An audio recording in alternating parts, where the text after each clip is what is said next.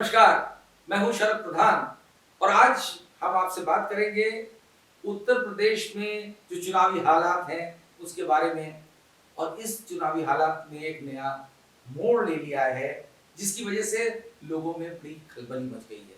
और खलबली सबसे ज्यादा मची है सत्ताधारी भारतीय जनता पार्टी में, क्योंकि कुछ ऐसा माहौल बन गया है कि सत्ताधारी पार्टी से कुछ लोग छोड़ छोड़ करके समाजवादी पार्टी की तरफ जा रहे हैं। अब देखिए, इस आने वाले चुनाव में जो अगले महीने होने जा रहा है, इसमें जो मेन लड़ाई बनती दिख रही है वो भारतीय जनता पार्टी और समाजवादी पार्टी में है।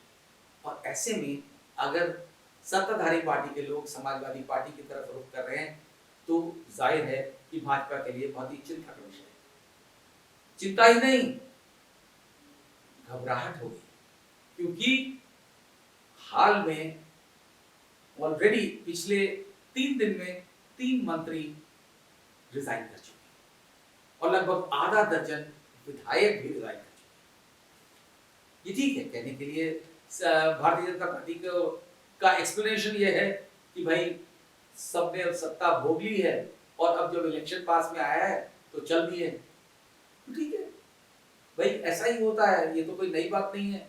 आज की राजनीति अब वो राजनीति नहीं रही जब लोग जुड़े रहते थे जिंदगी भर के लिए एक आइडियोलॉजी से। अब लोग अपना फायदा देखते हैं, ठीक है, अपने फायदे के लिए जा रहे हो, लेकिन जो आज की डेट में जो हालात हैं वो स्पष्ट कर दे रहे हैं कि इन लोग के रेजिग्नेशन से सत्ताधारी पार्टी कमजोर दिखती दिख रही है, क्योंकि ये सारे लोग जुड़े हुए हैं और उस तबके से आए हैं जो पिछड़ी जातियां हैं। और पिछड़ी जातियों का अलायंस समाजवादी पार्टी के अध्यक्ष अखिलेश यादव ने बखूबी पिछले लगभग 1 डेढ़ महीने से बनाना शुरू किया है और वो एक अच्छा अलायंस बिल्ड होता दिख रहा है। शुरू में तो उन्होंने खुद जाकर के गठबंधन किया था। सबसे पहले ओम प्रकाश राजभर जो भारतीय जनता पार्टी को छोड़ के आए थे उनको लिया, फिर निषादों के एक ग्रुप को लिया, फिर कुछ कुशवाहों को लिया। अब ये जो नई पीढ़ी, जो नया शिफ्ट हुआ है, उसमें सबसे बड़ा झटका दिया है स्वामी प्रसाद मौर्य ने, जो कि योगी आदित्यनाथ की कैबिनेट में लेबर एंड एम्प्लॉयमेंट मिनिस्टर थे। उसके बाद दारा सिंह चौहान जो फॉरेस्ट एंड एनवायरमेंट के मिनिस्टर थे, और उसके बाद धर्म सिंह सैनी जो आज ही स्विच कर रहे हैं। ऑफिशियली स्विच तो नहीं कर रहा है, लेकिन उन्होंने छोड़ दी है पार्टी और कहा है कि वो सपा की तरफ जा रहे हैं। तो ऐसी स्थिति में ये मानना कि भाजपा की नैया डूबती दिख रही है, इसमें कोई मुझे लगता नहीं कि कोई शक बाकी रह जाता है।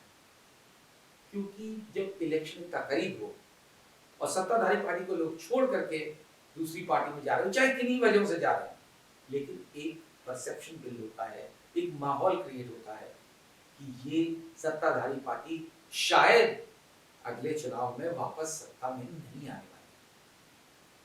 नहीं तो ऐसी स्थिति क्यों उत्पन्न होती?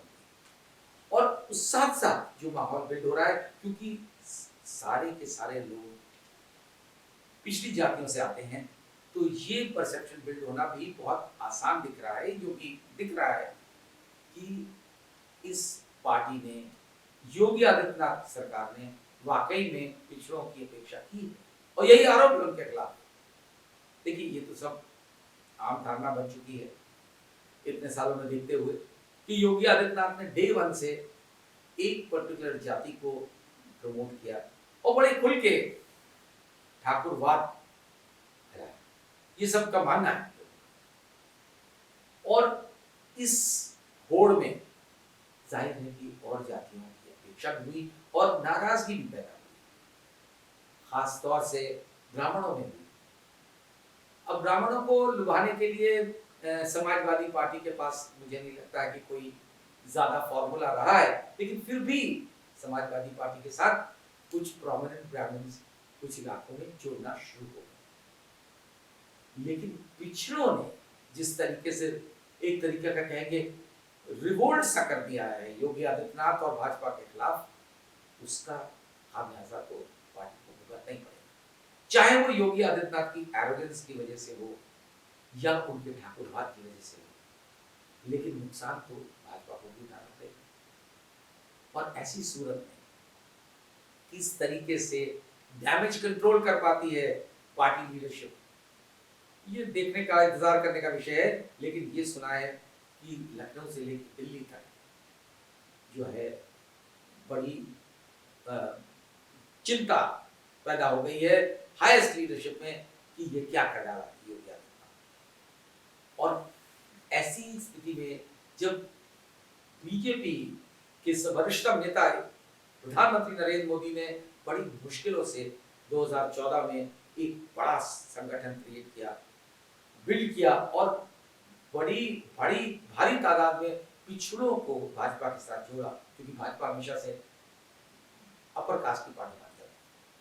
और वो योगी आदित्यनाथ की वजह से अगर वो एम्पायर बिखरता हुआ नजर आ रहा है तो ये चिंता का विषय है ही। अब इसको कर पाते हैं डैमेज कंट्रोल की नहीं, ये तो समय बताएगा। लेकिन फिलहाल ऐसी स्थिति पैदा हो गई है कि भाजपा को बैकफुट पे आना पड़ा है। भाजपा के पास कोई बचाव का रास्ता फिलहाल दिख नहीं रहा है। और समाजवादी पार्टी जो लग रहा था कि बिल्कुल कुछ कर ही नहीं रही है, अखिलेश यादव ठंडे पड़े हैं, वो एकदम से स्फूर्ति से भर गई है, एनर्जी से भर गई है।